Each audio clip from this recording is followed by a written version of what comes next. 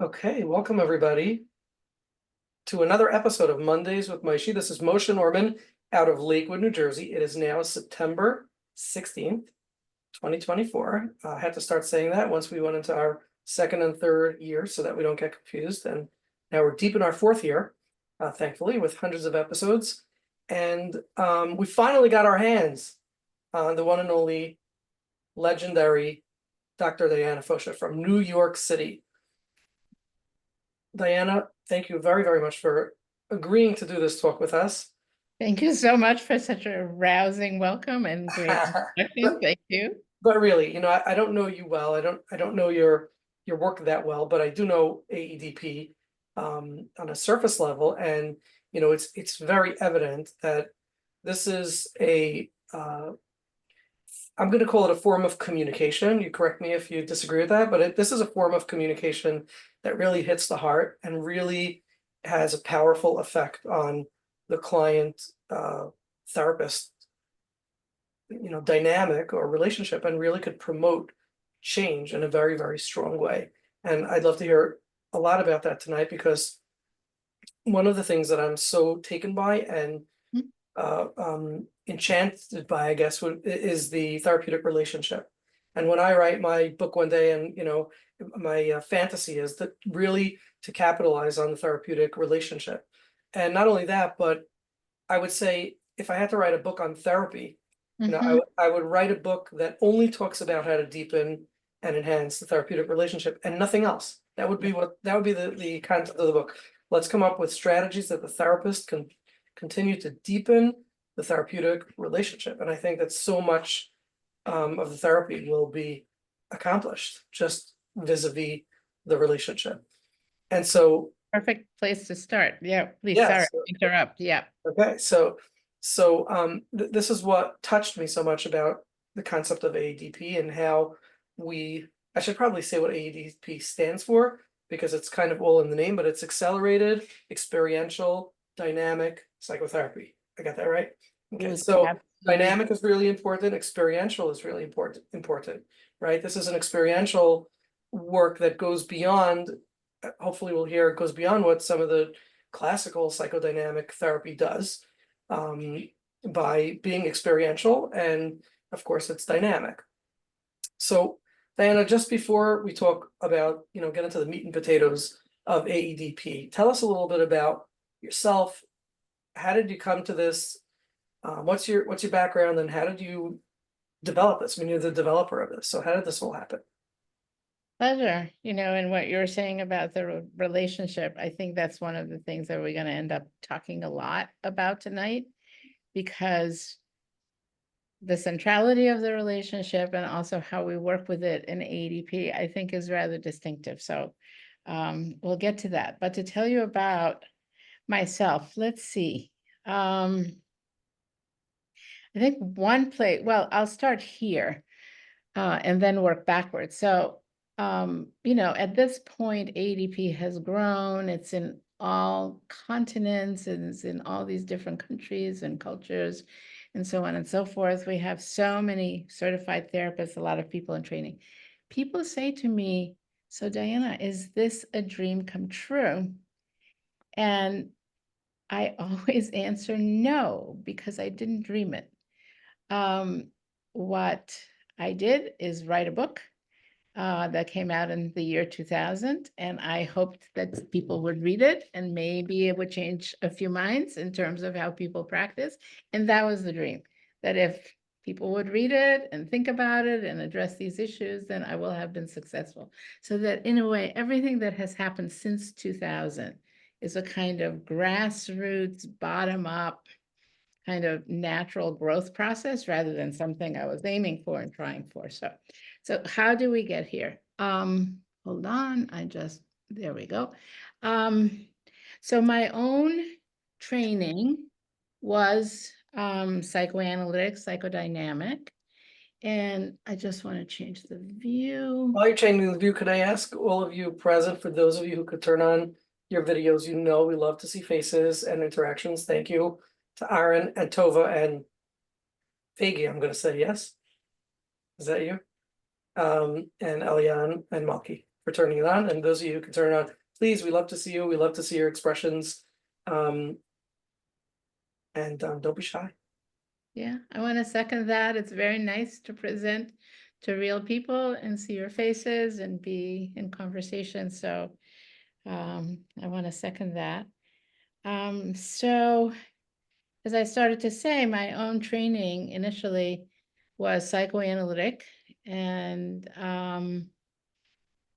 pretty rigorously psychoanalytic, which I felt very passionate about and interested in. But sort of two things. One is I always felt somewhat uncomfortable with a cavalier attitude towards duration of treatment, which seemingly could be endless. And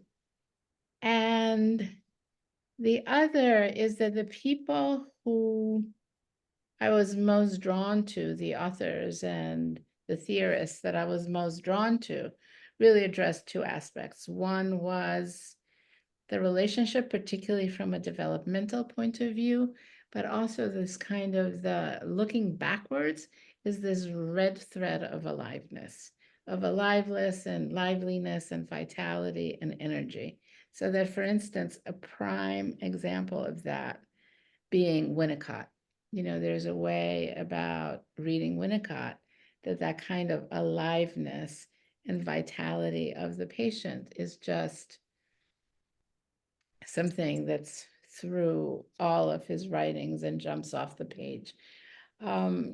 So with those kinds of things, I really became drawn to short-term dynamic psychotherapy and the work of David Mallon to begin with, as an approach that continued to be psychoanalytic and was going for the depth, but had a time limit to it and had this factor of effectiveness, and really asked the questions, what can we do to maintain depth, the depth of the work, but make it more effective, make it more efficient? And in a way, that was the question that sort of started to inform my interest. And then I came across the work of Davenlu, which is, again, a dynamic short-term therapy, but rather confrontational at that. And it was really in that work that just really, it didn't bypass.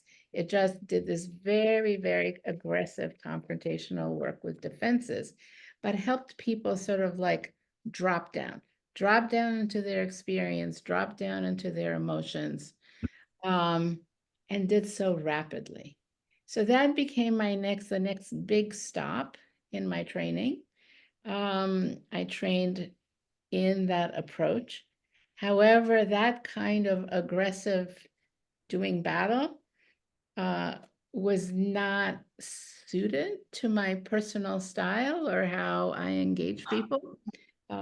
It gave me some muscles to do that training at that time. So then the next quest became how to access, this level of experience rapidly, how to drop down into it, but do so from a together with rather than in battle against kind of approach. And that was one thing. The other was that in gaining rapid access to experience, there are all of these transformational phenomena, which happen in psychoanalytic treatment serendipitously at times, but here could happen consistently and effectively and predictably. And I became very interested in accounting. How do we explain this? Because certainly psychoanalysis explains many things, but it doesn't explain transformational phenomena.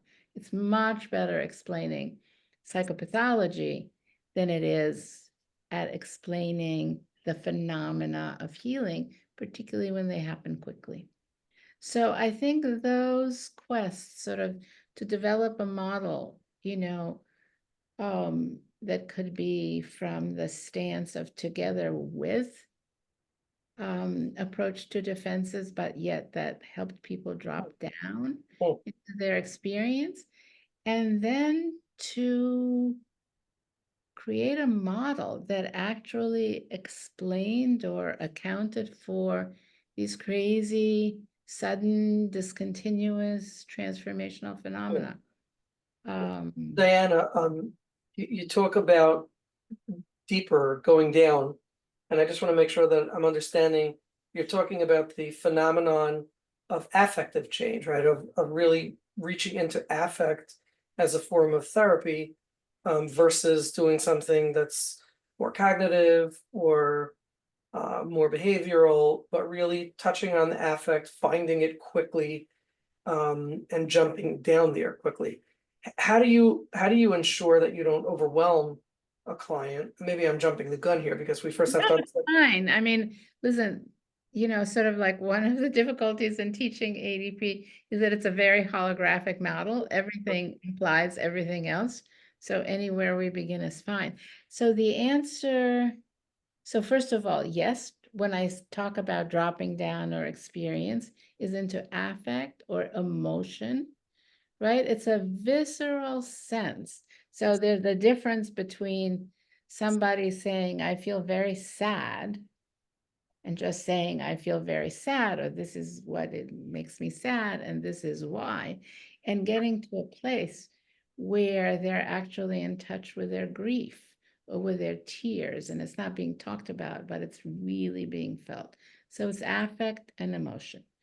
Um, and you ask a very good question, particularly if I'm talking about this happening even in the first session.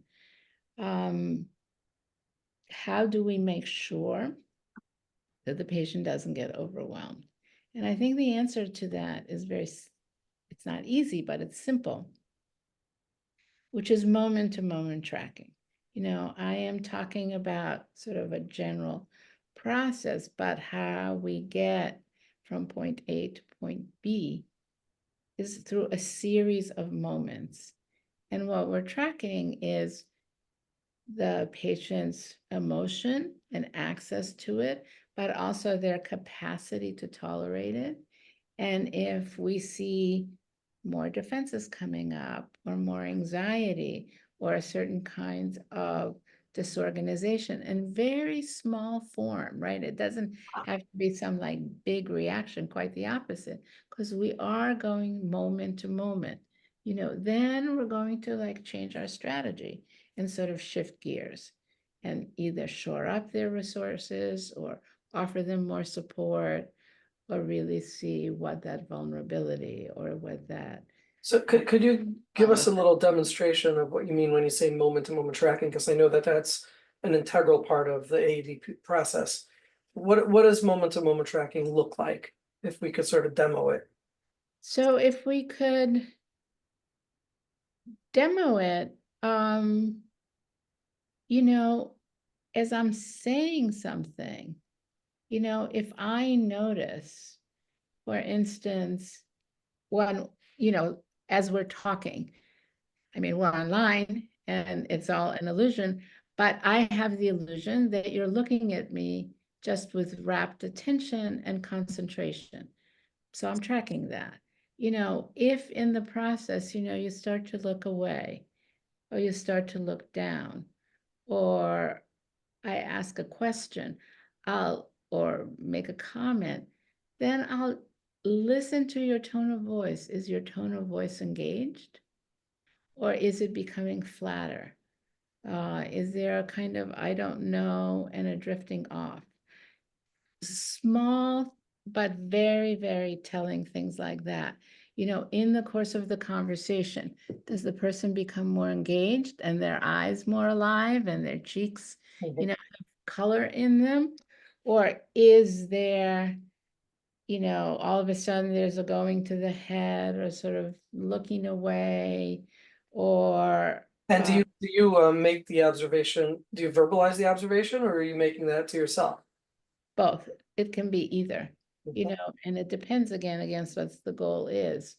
But for instance, I might say to somebody, I just noticed that when we started to talk about X, when we started to talk about what brings you here, you started to look away. Can we just be with that for a moment? Did you notice that? And would that be what was once called using the here and now? By sort of I tracking, don't know. or Yes, is I've it more seen that you're tracking the here, you're using the here and now, but you're tracking step by step, moment to moment? absolutely. I mean, using the here and now has many aspects, but that is absolutely foundational. Mm, Absolutely foundational. And I just want to say one other thing about it, because I'm also tracking resources and the capacity for healing. So that if I, see somebody, sort of engaged or leaning forward, or very rapidly, tears come into their eyes as they're talking, I might comment on that, or I might comment on how engaged they are, or how cooperative with me, or how, something of that sort. I want to comment as much and heighten that which they're doing well mhm, as much as that which is problematic. mm. And do you make your observations with affect, or are you very neutral, just so that you're making the observation? I'm part of the process. So that my warmth, my engagement, my caring, or alternately, the feelings that get evoked in me, Mhm, compassion, or my own sadness in mhm, response to, I certainly show it. I mean, and I don't show it. I mean, it's an authentic response. What I should say is I don't inhibit it. mhm. And sometimes I'll use it. So yeah, I'm thinking, for instance, suppose you have a client or a patient in your case who struggles to accept compliments or words of approbation. This is something that's come up many times. And at one point, I will say something that's a compliment or some form of approbation, and they'll look at me and they'll say, "Thank you." And for the very first time in treatment, they actually took that in, accepted it, and reacted to it without, being bashful or brushing it off or dismissing it. How would you respond to that in tracking? When you obviously want to make that observation that I noticed that you're accepting the compliment, how would you do that? Would you say it with pride and with glee? Like, wow, you actually accepted the compliment? Or would you sort of neutrally and gently and carefully track it because you don't want to either seem disingenuous or overwhelm their system? Right. I mean, basically the answer depends on the patient, you know. But I think that what I might do, particularly, let's say that it's the case of somebody with whom we've worked together a lot on their being able to receive. And so it's a known thing Mhm, between us that they've had difficulty and we've worked on it and so on and so forth. Then I might very well say, I'm really touched. It makes me so happy that I, said X, Y, and Z about you, and that you responded very simply. mhm. Thank you. It's very touching to me. Because What there's already a common. I'd like for you to hear me say that.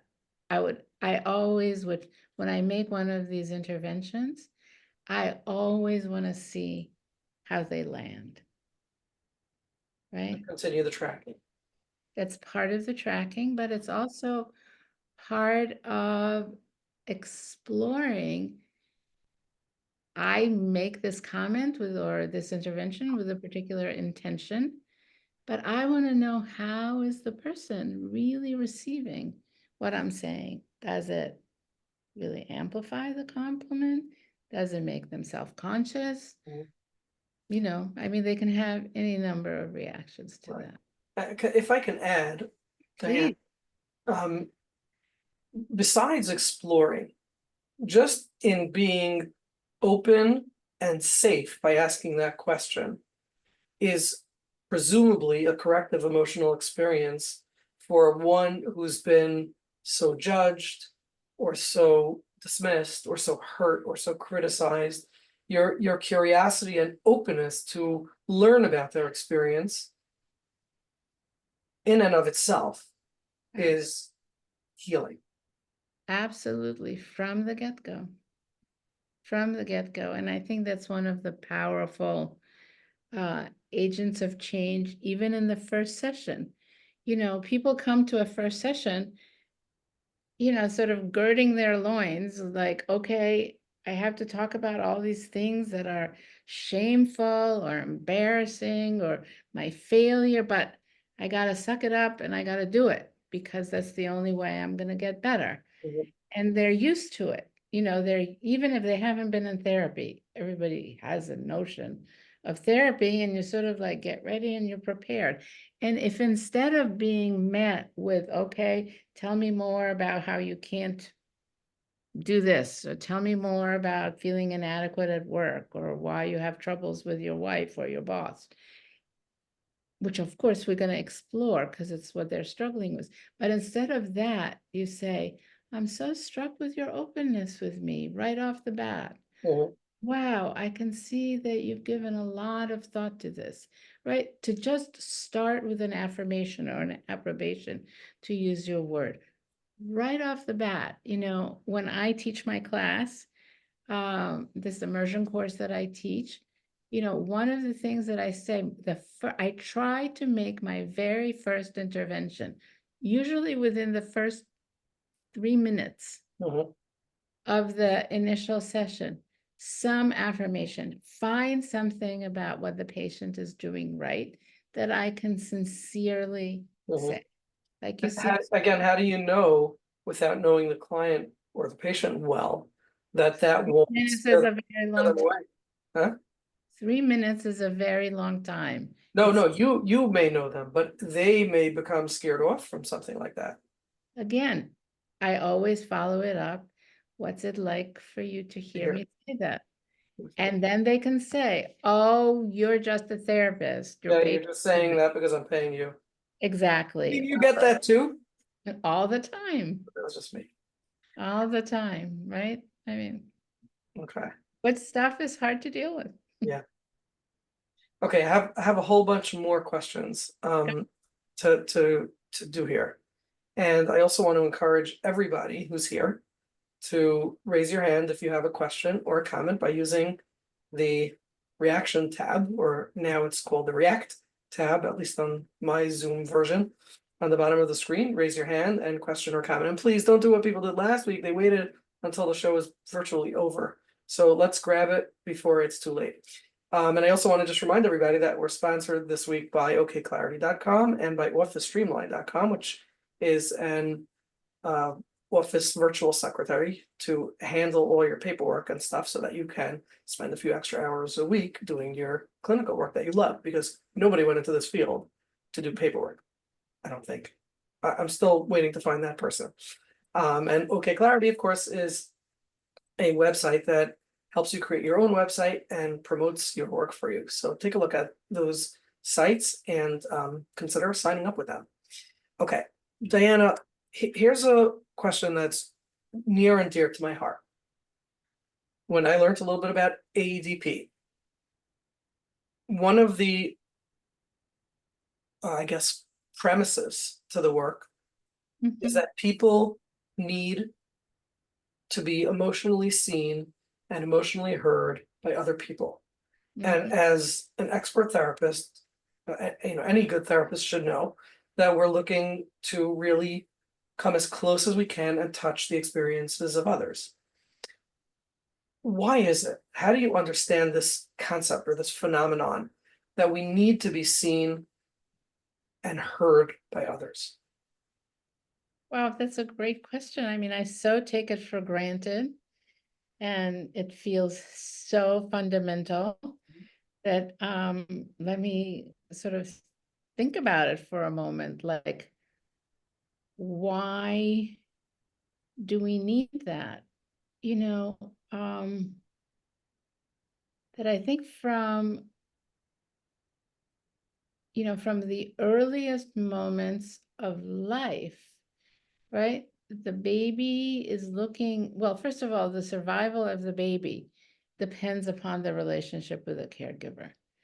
And that relationship, as we've learned, we now take for granted, is not just, carried out through food and nurturance and so on and so forth, but really the key interaction is emotional. It's emotional communication. And there's something about the babies being able to see themselves in the eyes of the caregiver with delight, with pleasure, with understanding that comes right back at them as I am good, I am worthy. Something about me is filling my caregiver with delight or with interest, and they want to be with me. Mhm. And there's something about that, whereas we're just wired that way, and probably evolution wired us this way because if we didn't have a relationship with our caregivers, we wouldn't survive, Mhm. right? But if we look at Tronick's still face experiment, you look at a baby with a very still face for a few seconds, the baby starts to fall apart. Mhm. I It really is feel in the like there's water. something very existential about it. What is my existence if I'm not making a difference? If I affect somebody else and their affect, their emotion, their expression changes, then I already have an existence. That's right. That's right. So, I think I just haven't been asked the question that you asked. mm, Why? Why is this important? I mean, I think it's not tautological to say we're wired that way because mhm. I think our survival depends upon our relationships with others. So applying that now to the therapeutic process, Mhm. where for some reason, what we're seeing is that people who feel seen and feel heard are healing. Yes. Is that because they're going back to places that they felt alone and unheard and unseen, and by finally being seen, that has a healing component to it? Yes, very much so. It's that kind of corrective experience that you spoke about before. There's something about when you haven't been seen, or when you've been seen and met with criticism, you've been seen but judged negatively, and been taken to task or criticized, or not to speak of all the way to abused for being who you are, to actually be met with not just kindness, but with delight or Interest, curiosity. compassion or interest or kindness or appreciation, right? Then it becomes a profound, profound healing experience when people are not defended against it, right? Which circles back to that conversation. So we have to deal sometimes with the walls that people put up against the very experiences, you know, that they so yearn for, Mm, right? And that's sort of like the conversation that we were having before. Somebody, you pay them a compliment or you affirm something profoundly positive about them that you're feeling or getting, and they say, oh, you're just saying that, or you're saying that because I pay you, or um, some kind of way of just blocking it. How could you possibly know that? Or there's so many ways, right? And then we have to deal with those things because they come by those defenses honestly, right? They don't want to leave themselves open and vulnerable to being hurt all over again. mhm, mhm. So I think that's one whole big, huge area of therapeutic effectiveness. I think the other is that there's something, again, intrinsically adaptive, that when we're seen and we feel seen and it's a positive experience, defenses do relax. And then these sort of core aspects of the self come to the fore. I mean, this is going right back to Winnicott, who said the false self I'm sorry, that the true self is always on the lookout for facilitating conditions, for the facilitating environment to come forth. We want to express ourselves. We want to be seen. We want to be known. Mhm. And we will if we feel safe. Diana, tell us a little bit about the driving theory behind AEDP, and how is it different from psychodynamic therapy, other than that it's faster? But what are some of the aspects that make it different, that distinguish it? I think the fundamental difference is that it is healing oriented rather than psychopathologically oriented. That's what's at.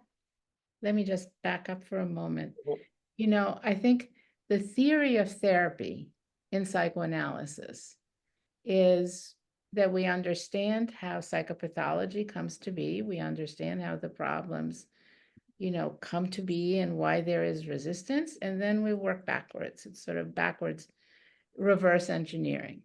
But it's really all rooted in psychopathology and what goes wrong. What a big part of AEDP's theory is that I studied mechanisms of change, of positive transformational change in nature, in other disciplines, in development, in transformational experiences in the context of religion, for instance, and really try to learn from those situations. What are the principles or what are the conditions that lead to change and transformational change?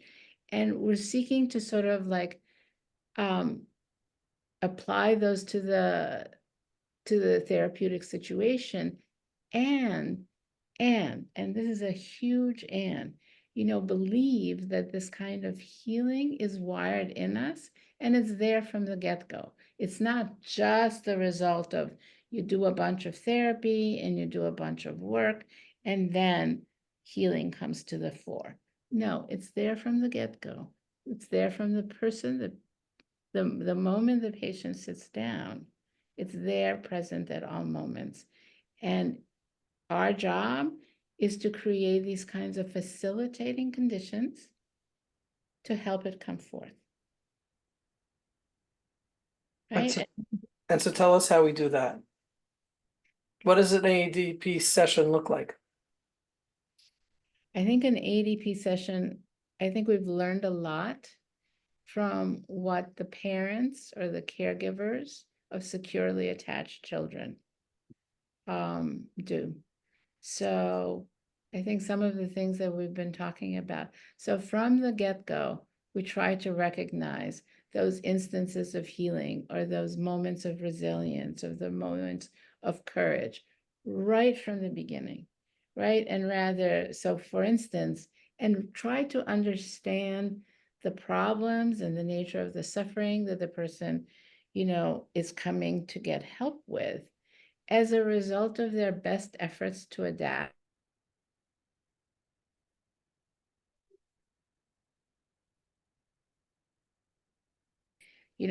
So even when the resistance comes up, and if somebody says, well, I don't know if I want to tell you that, just being able to sort of validate them in their choice, like I totally get that given what you've been through, it might not feel safe for you to open up right away. I get that. I really appreciate your letting me know that you're not feeling safe yet. Sorry, I don't know if you hear it, but there's a siren going by. I am in New York City, so, okay. There's a Okay, perpetual siren in New York City. yeah, it just passed, so, all good. And so there's sort of two things. One is sort of reflecting a lot of these, what we call glimmers of healing, glimmers of resistance. And I said resistance, I didn't mean that. Glimmers of healing, glimmers of resilience, right? And starting to sort of like create this odd experience. The patient didn't come to therapy expecting to be praised. So causes a little bit of a kind of unsettledness. Mhm. The fences get more loose, but there's also safety. So that's one. And at the same time, we're also trying to create safety so we can get away from story, away from, being in the head, away from narrative and into experience. So do we care less about the history, the historical story of the person and the development of the personality structures and more about the here and now experience that the person is having? Yes, because that here and now experience will give us access to the history, but not necessarily narratively. We're Right. just I mean, it's a symptom of the history. It's a manifestation. Well, exactly that's what the here and now believes. I mean, that's what Fritz Perls talked about, that the unnecessariness of focusing on the past because what's happening here is the past and the present. The present. exactly Mhm. exactly. So Ex- you're really going with that. Absolutely going with that. Hmm. Absolutely going with that. Beautiful. Um, Okay, Miriam, you had your hand raised before. I apologize. You took it down already. Maybe you were Fine, it's good. Thank you. maybe you were losing circulation in that arm. You're holding it up for so long. Can we hear you? Yeah, exactly. You hear me? yes. So first of all, this is so interesting. Thank you so much. Um, I guess because of this whole conversation about complimenting the client, a question came to mind about those clients. I definitely have more than one who kind of fish for compliments. Like even today, something comes to mind of like a client who's kind of like talking about somebody else who's judgmental and then kind of like asking me, but like, do you also view me as judgmental or do you think I'm better than that? Um, and I do like to like say objectively, like I actually don't think you act judgmentally, like, if I really don't think that that person does. But then I'm wondering like if there's something maybe about that should be looked at. Okay. So a couple of things. One is you can start if in fact they're not judgmental, and if in fact they are, kinder or more compassionate than the person they're interacting with. I might just give them that just as a start. But more important is what I would do is I would listen to their tone of voice. I would listen to the rhythm of their speech. And just from what just what you're telling us, I'm thinking this is a person who's really anxious. And my guess is they're probably speaking quickly. And Yeah. I'm not even sure that they are particularly interested in your answer as much as there's a lot of anxiety that's being generated. So I might say to them, okay, I'm happy to explore that with you, but can we just take a moment and slow down? What's coming up for you as you ask me that question? Can we just be with that for a little bit? So asking the client to slow down. Slow down and really shift the focus from the content of what they're saying to something about their affect or, Mm-hmm. uh, you know, this kind of anxiety and urgency that they have about wanting to know something about that. And Mm-hmm. is it about that question that's stirring things up for them? So that would be, those are two things. You That's know, interesting. Yeah. does that make sense?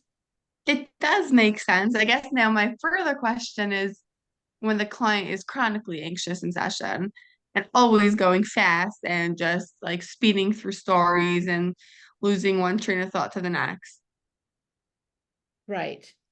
I think again, there are so many different aspects to that, but I think that one is slowing down. The other is sort of almost like mirroring to them. There's something about when you go so fast and try to tell me so many stories that it's very hard for us to really get to some of the feelings that are underneath. You know, is this something that you would like? Mhm. Right? It's almost like, let's bring the awareness of this. The anxiety is almost a defense. Yeah. Let's bring the awareness of that in a non-judgmental way, right? In a friendly way, in a warm way. Let's bring it to their awareness and see, number one, are they aware of it?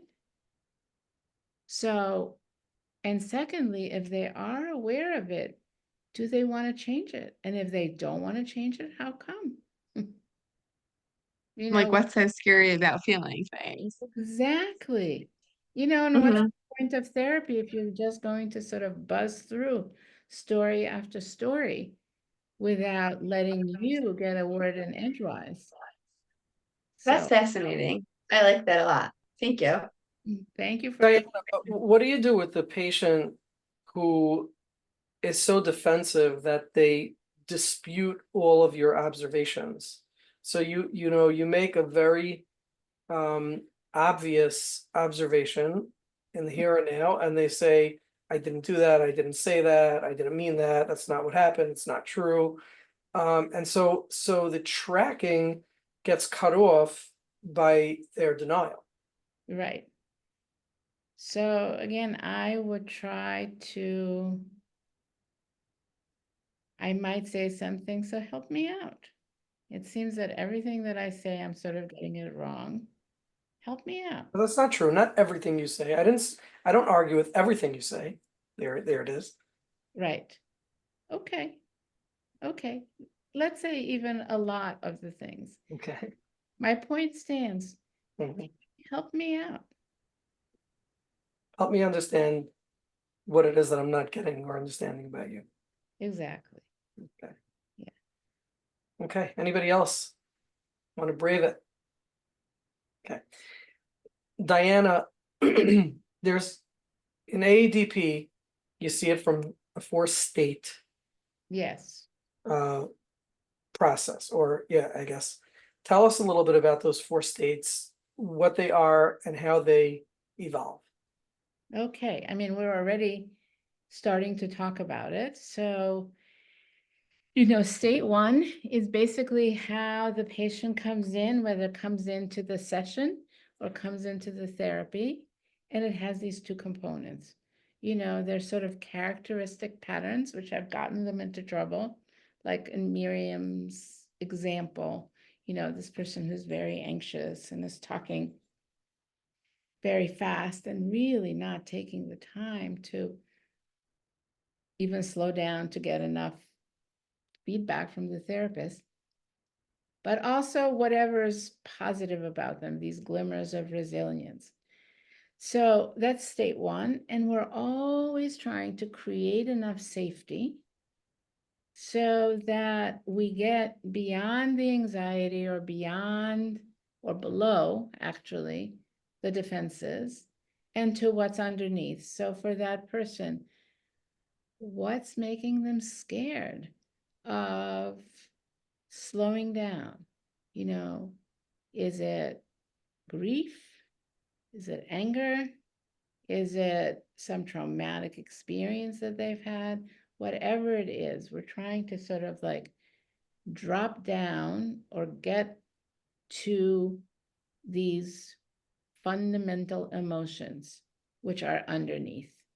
So, you know, probably in the case of your guy who's always saying, well, that's not what I said, and that's not, you know, my guess, and there's absolutely no reason whatsoever to know one way or another unless we do the work, is that there's tremendous grief underneath, and that there's just, so that could be one scenario.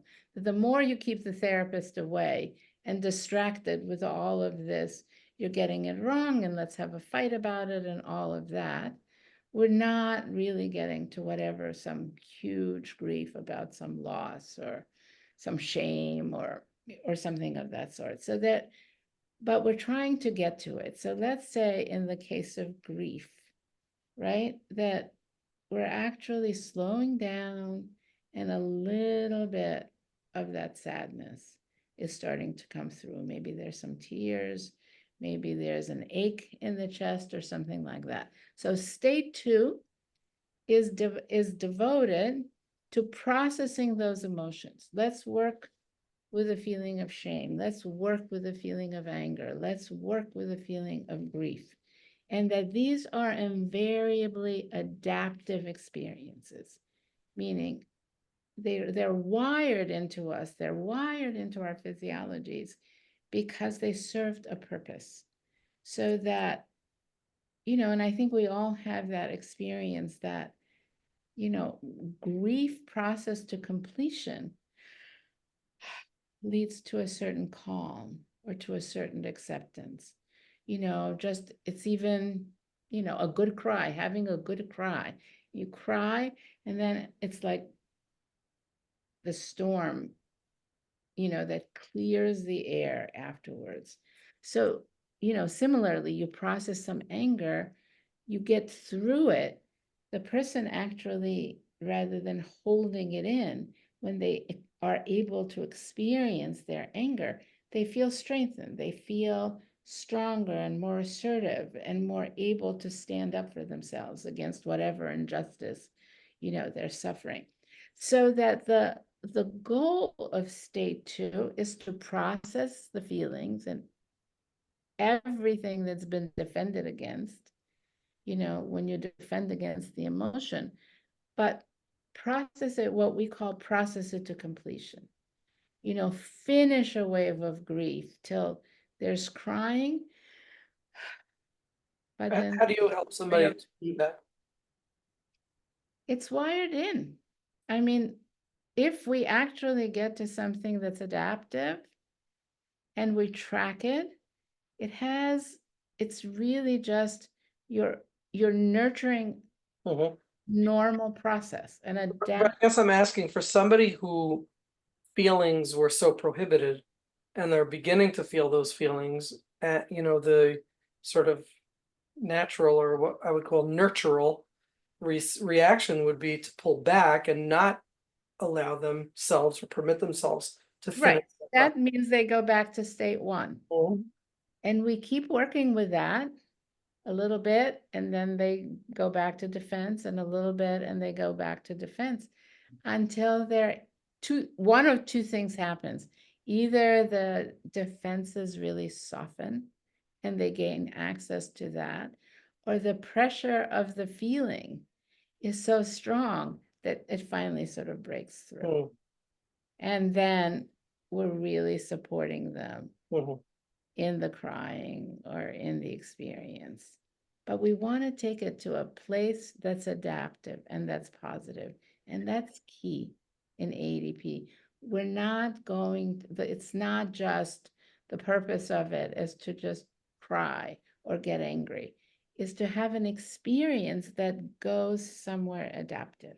So can you demonstrate what would be some words that you would use, that you might use with somebody who is really in the depths of the grief, in that session, really sobbing?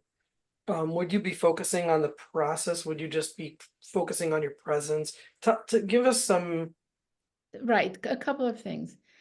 I would definitely let them know that I am with them. I might say things like, wow, that comes from such a deep place, or you've been holding so much pain inside, right? Something empathic. I might just make sounds. Yeah, yeah, just let yourself cry. It's good for you. I might support that. Mhm. I might say something like, feel me with you. Mhm. Now you're not alone. Mhm. Just feel me with you as you're going through this grief. These are some of the things that I might say. Okay. So this second state, I believe you call the core affect state, and that's because we're going beyond the superficial experience that the person's having, and we're identifying it as something much more core. Is that? Core and wired in. Again, I mean, there's a huge thing about things that are wired into us. And then they have a mind of their own. That's why I'm saying, like, yes, okay, the defenses soften, but Mhm. there's also that kind of breakthrough when somebody has all of this pent up feeling, just crying. Or Okay. Let's take a question. I want to just, by the way, acknowledge and thank Aaron Herzog who connected us. So thank you, Aaron, who's been listening from the beginning. And let's take a question from Ruchama. Hi, good evening. nice, I'm so excited to be here because I signed up for your January training. So this is fantastic. Wait a minute, Diana, can you tell us about whatever trainings are coming up? Can you put Let them? her ask a question and Yeah, then but I'll. don't forget. Okay. Okay, I'm curious, you touched a drop on that. What comes, this is the unique part of AEDP, like that positive part after the crying. Can you talk a That's what little I'm more gonna about talk that? Yes, that's so Great. thank you. So you're asking me, that's why I keep emphasizing the Right, I wanted to hear more about it. processes, right? And that we want the grief to go to a place of relief or the anger to a place of strength. And then, thank you for your question, we go to state 3. And in state 3, what we work with the patient is that we work with their experience of the change and the change for the better as rigorously as we have just worked with the grief or the anger or the loneliness or the shame or whatever it was that we dealt with in state 2.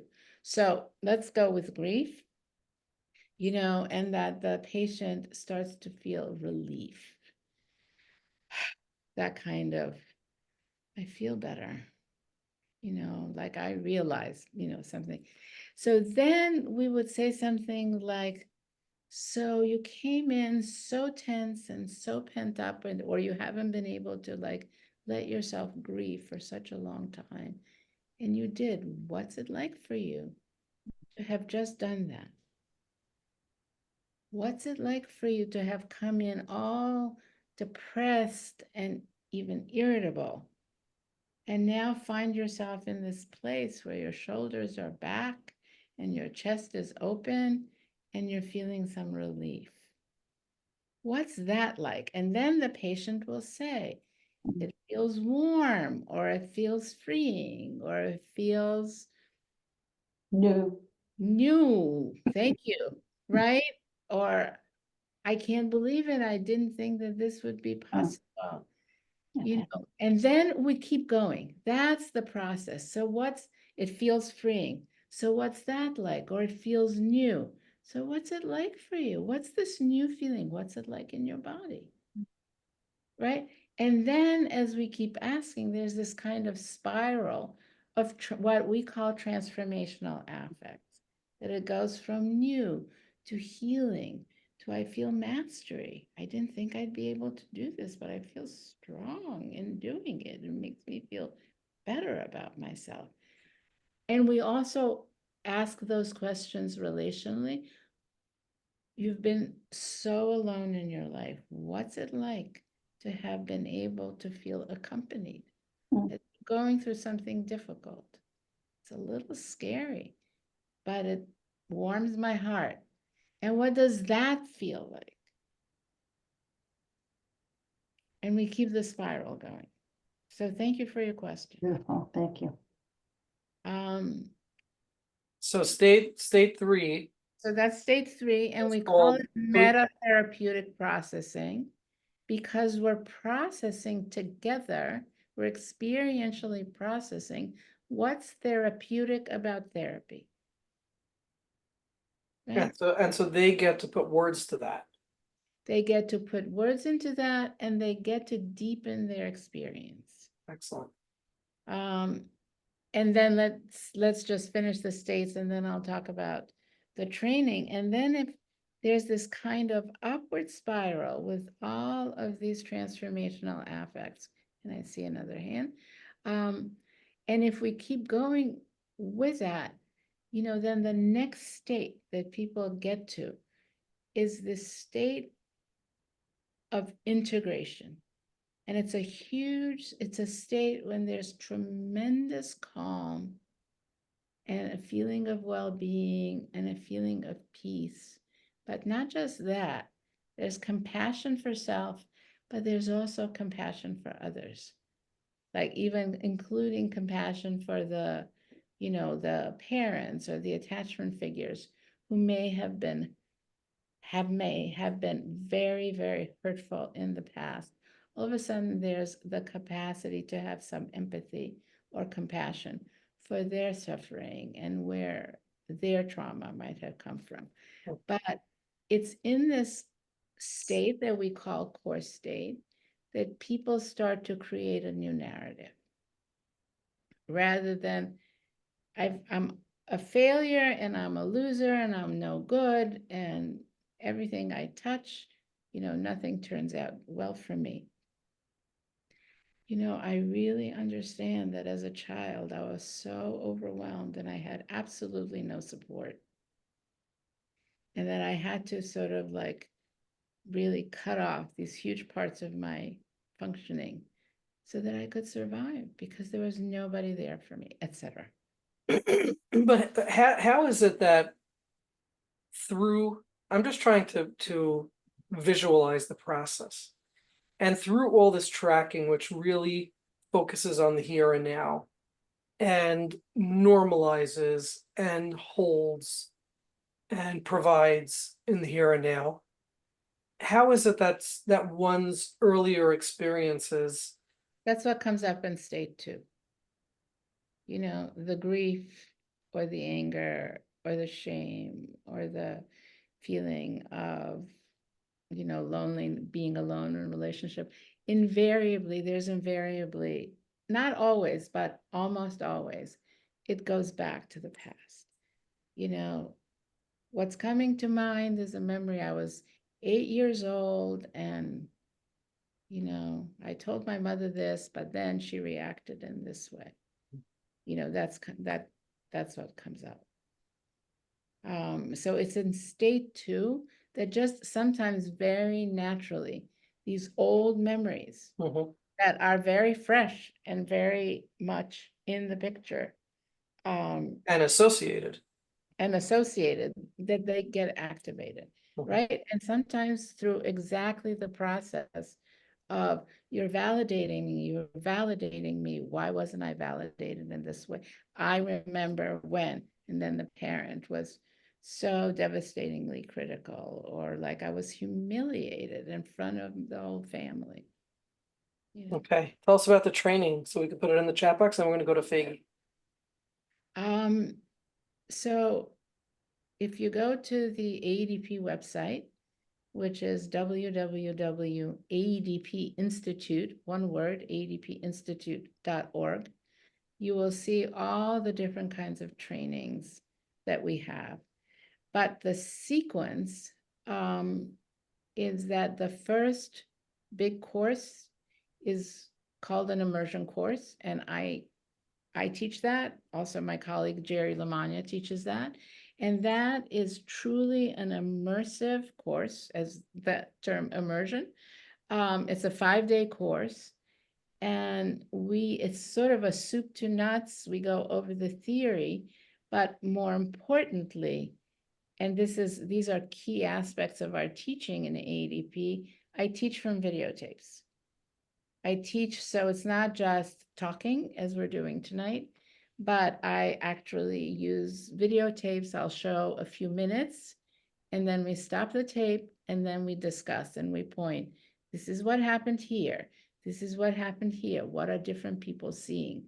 So we get to actually sort of see it from videotape as well as experiential exercises, because we start practices really from the first day forward of practicing little skills, so that by the time the 4th day rolls around, we have an entire half day of the course that's really devoted to experiential exercises when people get to practice being therapists, but they also get to experience what it's like to receive the treatment, which is also a hugely important source of learning when you start to feel it in your body. what it's like to feel recognized, or what it's like to ride the transformational spiral, when you're doing the meta processing. Okay, well, Faggy's been raising her hand. I think that it's because she Yeah. wants to tell us what videotapes are.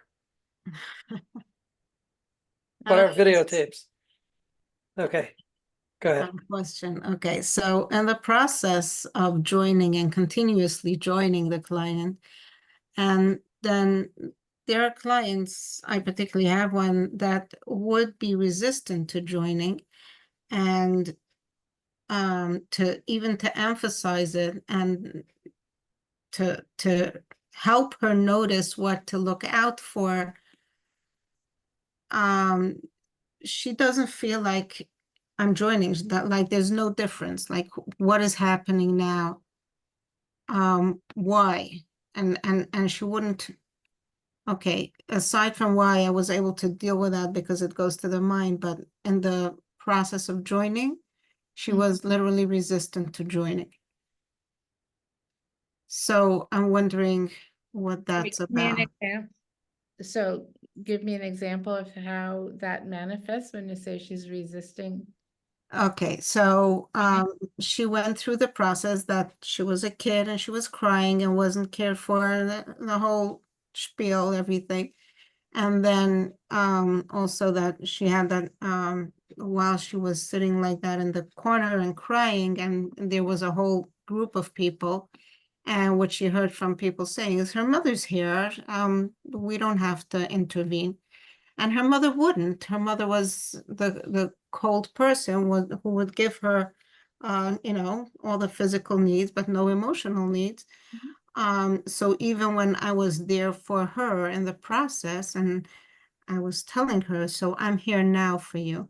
Okay, so yeah, you're doing it for the money, and we passed that. So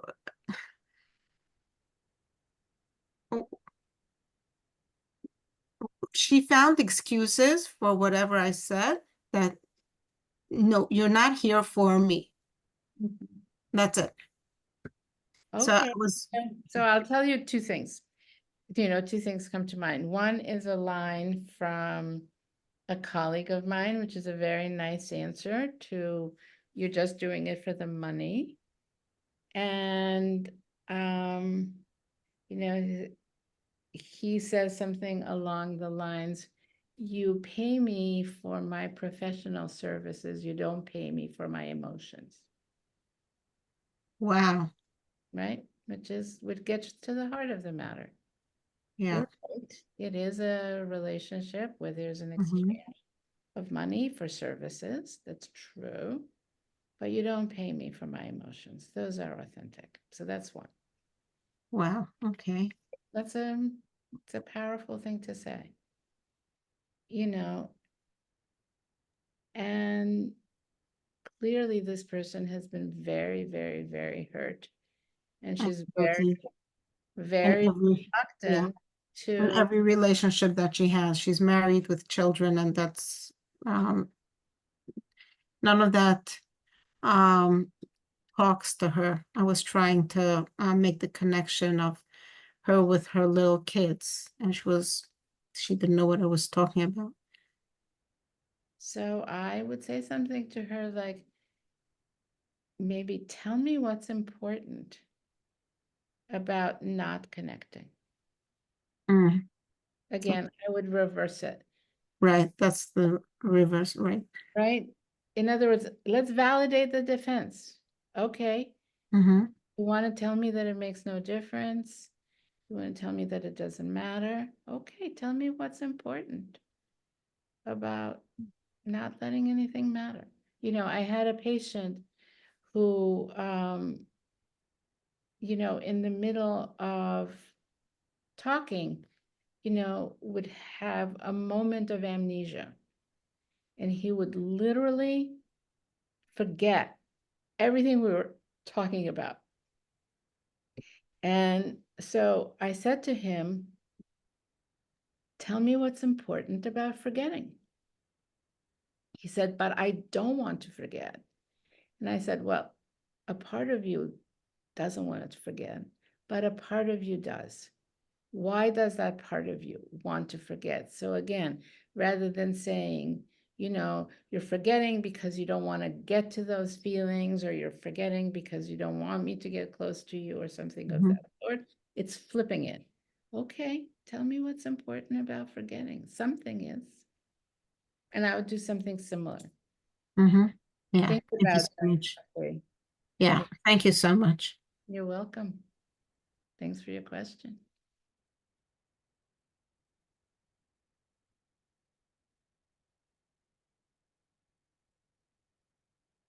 You're muted, Moshe.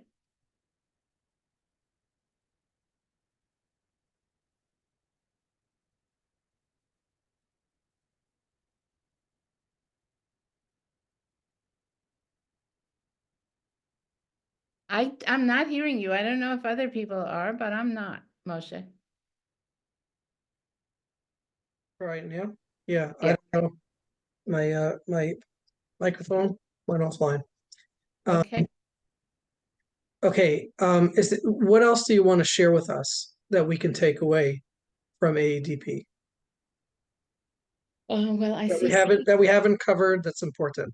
Should we take Aaron's question and then? Yeah, we can do that. Sure. Hi, Aaron. Hi, thank you for introducing me to this model. Whenever Aaron, we can't hear you. can you hear me? I'm not to mute myself, and I guess I will skip. We'll skip. Okay. Sorry. Unless you have a way to get that mic closer to your mouth or something. If you can get the mic closer to your mouth, then we can try to hear you.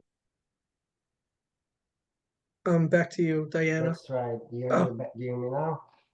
That's better. Somewhat. That's better. Okay. So my question is, first of all, I'd like to thank you for this model. It seems that it's very much down to earth and connecting, which Thank is I have a lot of clients that one of the biggest problems is just to connect. And I'm wondering, which type of clients do you feel like it's most important to use AEDP? And which kind of client would you say I shouldn't use it, or it's not enough? I should use other ones. Yeah.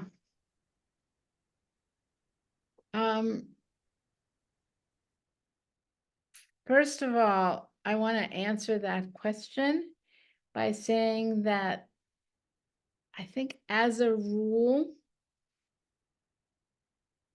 the answer to that question is dyad specific. So rather than talking about this patient is not appropriate or this patient is or something like that, it's really about seeing, does this dyad, does this patient with this therapist, can we do something? And if we can, let's keep doing it. And then AEDP is the right model for them. And if it's not, it's not quite going, then possibly somebody else might do better. So that's one aspect of it's very, I talk about sort of dyad specific diagnosis.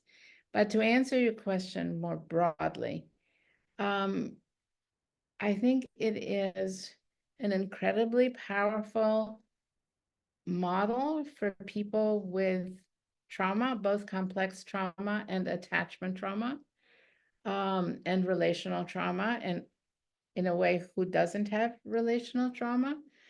I think the kinds of presenting problems that I like the way that you said it. Maybe it's not everything that's needed, might need other approaches. So I think that for people with psychotic disorders and untreated bipolar disorders and impulse disorders, those are not necessarily the groups that I would recommend AEDP as necessarily the first line of treatment. And I think similarly for OCD, though, I think that for OCD, very often it's the combination of AEDP with some kind of behavioral treatment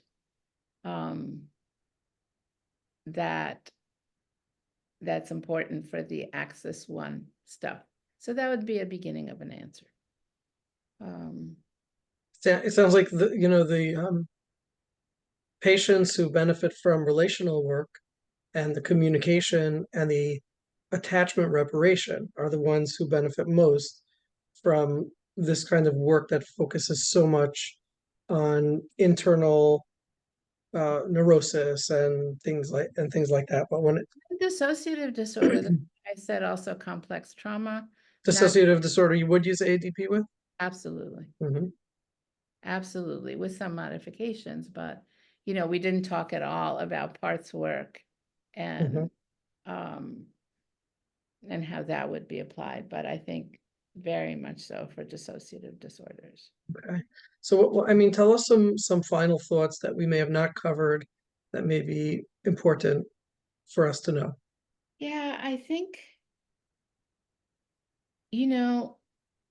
one of the things that we didn't cover and that's hard to cover in conversation, and that's sort of like the next step, which is where videotape is so important, is that so much of this work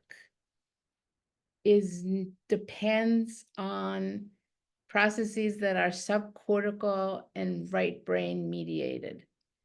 And the result of that is that, I mean, narrative is good enough. Clearly, we made each other understood, and I think that people really understood something that I was saying. But the importance of actually being able to feel and see and notice what the face looks like and what the voice sounds like, and just what the nature, and also what the nature of the interaction feels like, is just absolutely essential. So that one of the things that we do in our training, once people move into supervision, is that we work with people for them to get over, their panic about showing their work on videotape, so that they're able to actually record sessions, so that we can do supervision from what actually happened rather than my story of something that happened. And that it's a very optimistic therapy, and it's optimistic in that it believes in people's power to heal, even when they've had tremendous, tremendous suffering Mhm. and tremendous barriers to it. And we have the research to prove it. So, Diana, I imagine that in doing supervision, you can probably use a lot of AEDP skills with the therapist in observing how they interact with the client or the patient. And I noticed this coming up for you, and I noticed you made this face or you grimaced or looked away, avoided eye contact. What was, well, I wrote a book. I'm the second author. I wrote it with my colleague, Natasha Pren. It's called Supervision Essentials in Accelerated Dynamic Psychotherapy. And that's really our basic point, that the principles of ADP as a therapy also apply to the supervision, that we really lean into what the supervisee is doing. That's right, much more so than sort of pointing out to them all of their mistakes or everything that they're doing wrong. And also allowing for what you suggested, which is that, difficulties with particular patients are more often than not the things that get stirred up in us, rather than purely not knowing a technique or not having a particular understanding of a case. So to just make room for the supervisee to really reflect on what's coming up for us, what's coming up for them, with this particular person or in this particular session or around this particular memory, why all of a sudden they're having difficulty. Mm. But to Okay. do it in a way that's, that really privileges safety, and maintain the boundaries between supervision and therapy. Supervision is supervision, but again, with a lot of self-disclosure on the part of the supervisor or self-disclosure on the part of the therapist, it makes the field safer to really take some chances. So, Beautiful. Diana Fosha, I want to thank you for coming on and giving us this insight and this perspective into something that you've, I guess, discovered or developed, or discovered and developed. And it's something that's so powerful, and I encourage everybody to go on to the aedpinstitute.org and take a look at the resources there. Consider joining the January training, which I understand does not go on Saturdays. Is that right? And so for those of you who are don't set, know. does not, I don't know the dates. I'll have to look at the dates. but so for the Sabbath observers, you can actually Specific attend. your Shabbos program, the January one. Oh, it's specifically Okay. Shabbos friendly? Specifically Shabbos friendly. It ends Friday at 4 o'clock and there's no Saturday sessions. Fantastic. Great. Thank you. Thank you for telling me that. Very excited. We It's good that waited you know, a long Diana. I'm time. glad you knew about that. I hope you actually make it. Diana just needs to She show may up. not, she may not be there if she doesn't. I most definitely will be there. I just didn't know my schedule. So exciting. But anyway, thank you so much. This was a very engaging